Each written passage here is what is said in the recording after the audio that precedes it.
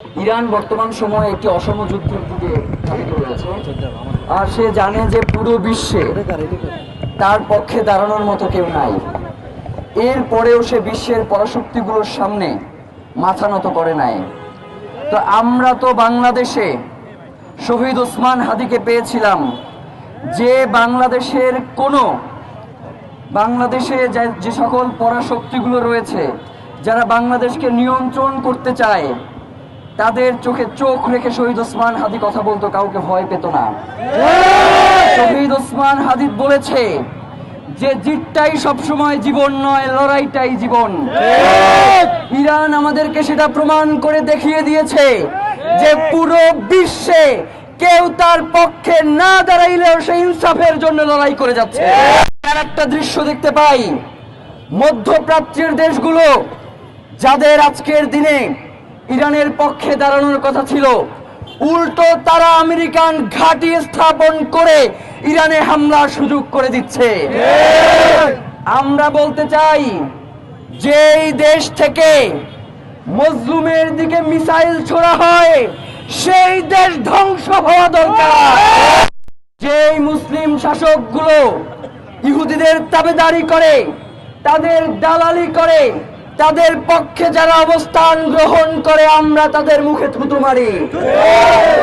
বাংলাদেশে ইতিমধ্যেই আমরা দেখতে পাই যে কিছু লোক বলবার চেষ্টা করছে যে ইরান মার্কিন যুক্তরাষ্ট্র বা ইসরায়েলকে খেপাইলো কেন।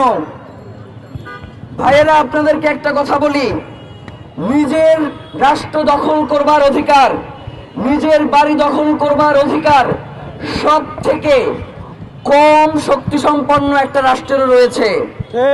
সুতরাং সেই জায়গা থেকে ইরান তার রাষ্ট্রকে রক্ষা করতে চাইবে, এইটা তো ইরানের জন্য ইনসাফ, এইটা তো ইরানের জন্য মানবাধিকার, এইটা তো ইরানের জন্য সার্বভৌমত্বের প্রশ্ন। আমরা দেখি মার্কিন এই সাম্রাজ্যবাদ ইরানে ঢুকে ইরানের যিনি মিলিটারি প্রধান তাকে হত্যা করে, ইরানের সর্বোচ্চ ধর্মীয় নেতার প্রতি আক্রমণ করবার চেষ্টা করে। এরপরে ইরান কি বসে বসে আঙ্গুল চুষবে?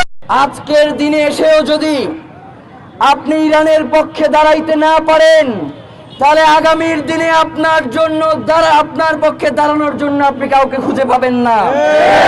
ভাইয়েরা, একটা কথা বলে দেই, শহীদ ওসমান হাদি একটা কথা বলেছেন যে যেই জমিনের নিশ্চল নিয়তি, দাসত্বই যেই জমিনের নিশ্চল নিয়তি, লড়াই সেখানে সর্বোত্তম ইবাদত।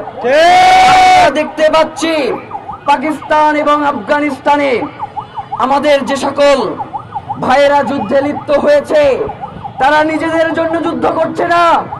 এক দেশ যুদ্ধ করছে আমেরিকার প্রক্সি হয়ে, আর এক দেশ যুদ্ধ করছে ইন্ডিয়ার প্রক্সি হয়ে।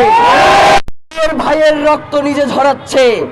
আমরা তাদেরকে আহ্বান জানাই যে যেই রাষ্ট্রগুলো এই মধ্যপ্রাচ্যের স্বাধীনতা কেড়ে নিয়েছে, যেই রাষ্ট্রগুলো মধ্যপ্রাচ্যের শান্তি কেড়ে নিয়েছে, এখনই সময় তাদের বিরুদ্ধে মাথা উঁচু করে দাঁড়াবার, এখনই সময় তাদেরকে প্রতিহত করবার।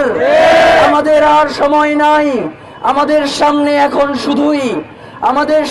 এখন শুধুই পরাশক্তিগুলোকে পরাস্ত করবার সময়। আমরা তারা মহাপরাক্রমশালী বলে ছেড়ে দেই। আল্লাহর থেকে তো মহাপরাক্রমশালী কেউ হইতে পারে না। আমাদের সাথে আল্লাহ রয়েছেন, সুতরাং আমাদেরকে অবশ্যই মজলুমের পক্ষে দাঁড়াইতে পারতে হবে। এই রমজান মাসে 313 জন সাহাবী নিয়ে আমরা বদর জয় করেছিলাম। এই রমজান মাসে তারেক বিন জিয়াদ তিনি স্পেন জয় করেছিলেন। এই রমজান মাসে সালাউদ্দিন আইয়ুবী তিনি জেরুজালেম মুসলমানদের জন্য পুনরুদ্ধার করেছিলেন। সুতরাং এই রমজান আমাদেরকে সামনে এসেছে শুধুমাত্র মসজিদে বসে নামাজ পড়বার জন্য নয়। এই রমজান আমাদের জন্য হোক আমাদের ভূমি পুনরুদ্ধারের। এই রমজান আমাদের জন্য হোক এই যুদ্ধে আমাদের মুসলমানদের ভাই বোনদের পাশে দাঁড়ানোর জন্য।